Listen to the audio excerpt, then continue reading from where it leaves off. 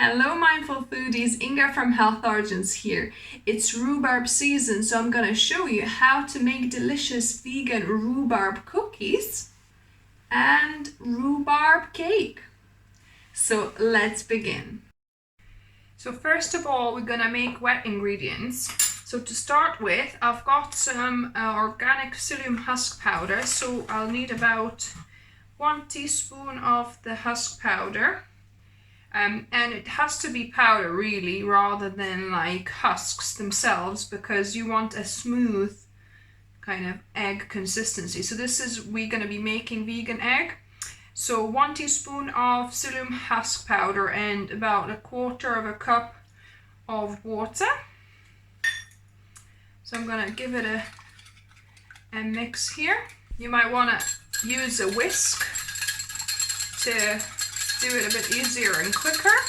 So that will turn into kind of egg gelatinous consistency in a minute. I'm going to leave that to rest for the minute. And I've got 3/4 cup of coconut cream here. So this is coconut milk from the top of the tin, you know, the solids.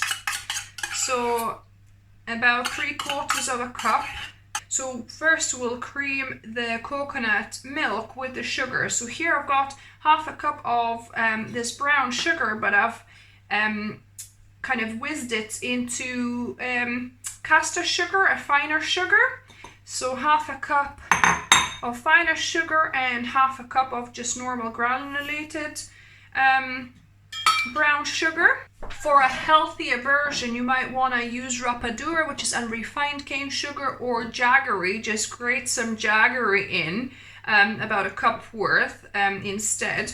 So I'm gonna just use my stick blender to whiz the coconut cream and sugar together. You could also use your handheld blender here as well.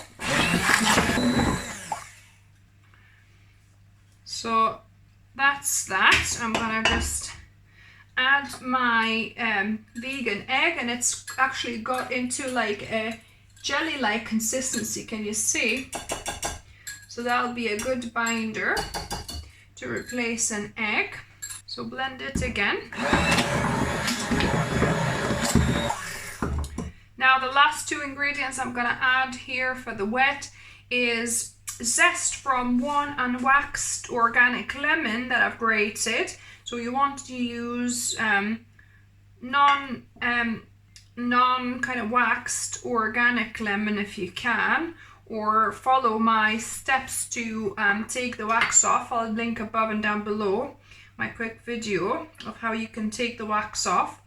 And then juice of 1 small lemon. So that's about 2 tablespoons worth. And I'm gonna blend it quickly again. So that's my wet ingredients done. Now I'm gonna prepare my dry ingredients. So here I've got 2 cups of wholemeal flour. So this is a fine wheat flour. So it almost is like pastry, but it's whole wheat. And then 1 tablespoon of baking powder here, about 1/2 teaspoon of salt. I'm gonna give that a mix now. And my oven is preheating at 175 degrees Celsius. So I'm gonna add my dry ingredients into the wet and give it a quick whiz. You don't wanna whiz it too much with the flour, because you don't want to develop the gluten too much and make your cookies tough. So you just want to kind of mix it and incorporate it. So I'm just gonna do it like that by hand, so I don't get powder flying all over the place. So you can use it like as a mixing tool anyway, and then I'll do a little bit of a whiz to just fully incorporate it. Right, so that will do. Don't want to overdo it. I'm gonna clean my blade. And now, so this is your basic cookie dough. So to this, you know, you could actually bake it as is. Would be nice, kind of slightly lemony cookies. but also you could add any other mix in, so you know, any fresh or frozen berries, or in this instance I'm adding fresh chopped rhubarb. So I've chopped it into smallish pieces, about 1 cup, and I'm gonna just mix that in. So from this batter I'm gonna make probably 6 cookies, because you want to put them quite wide apart because they're gonna spread. So like a good big tablespoon gonna add. I've lined my tin with parchment paper, and I'm gonna just place them a little bit apart. So I've got my 6 cookies here. I'm preheating my oven at 175 degrees Celsius, and the rest of the batter I'm gonna add another half a cup of rhubarb, because I love, you know, more rhubarb in my cake. So I'm gonna add another half a cup here. Mix that up. So for this I'm gonna use a silicone tin. You could use a metal one, but maybe line it with parchment paper as well, so it's easier for you to take it out afterwards. With the silicone you don't need to worry about it. So I'm gonna just place all my batter in. So that looks near enough. So I'm gonna place both of these into my oven, and I'm gonna bake these for 30 minutes, and we're gonna check. It's been 30 minutes and I've took out the biscuits, or cookies, so they seem to kind of hardened off a little bit on the edge and started browning a little bit, so that should be enough. And for the cake I left it in for another 15 minutes. Now on to the taste testing. So we're gonna taste test those rhubarb cookies. We do have some rhubarb cake, but it's still too warm, so we'll have to wait for that until tomorrow, until it cools down. But let's go for the cookies. I'm just gonna have this little bit. So yeah, let's give it a go. It's got a little bit of a crust at the top. Which tastes quite nice, a little bit crunchy. But inside, you can see it's soft and got obviously bits of rhubarb. That's good.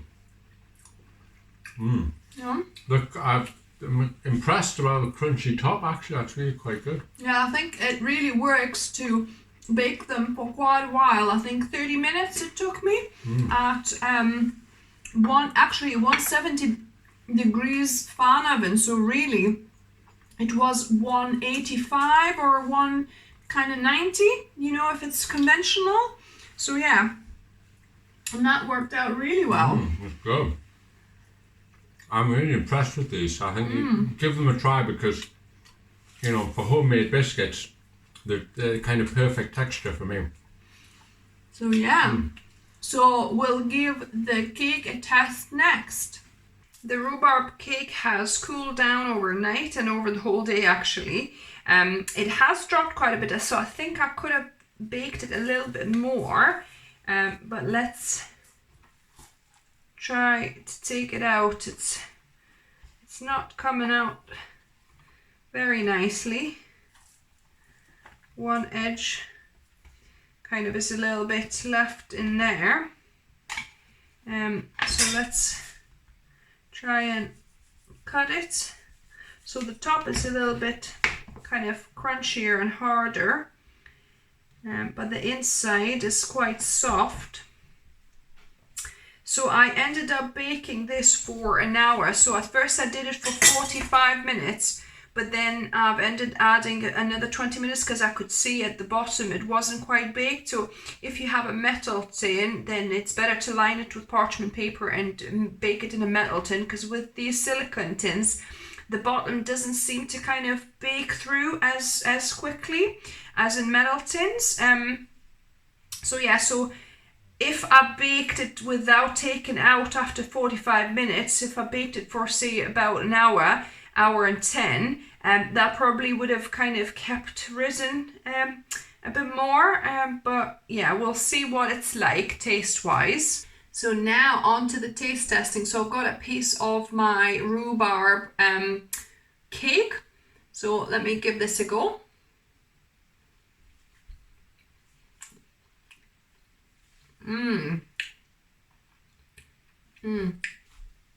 The taste is so good and moist. The taste is really good, guys. The texture could be better, as like I told you. It's kind of like dropped a bit when I took it out without fully have baked through, and then put it back in for another 20 minutes. Obviously it's dropped. So yeah, so the texture is not as tall as it could be, as it was initially, but the taste is really good. So if you bake it in a metal tin instead of silicone tin, and if you give it, you know, hour 10 minutes on maybe 180 degrees Celsius around there, then that should be a really, really nice cake. But yeah, I will enjoy this with a cup of tea, definitely. So if you like this video, give us a thumbs up. If you're new to the channel, welcome and subscribe for more videos on Wednesdays and Sundays. And as always, remember, food is fuel. So be mindful of what you put in the body. Until next time. Bye, guys.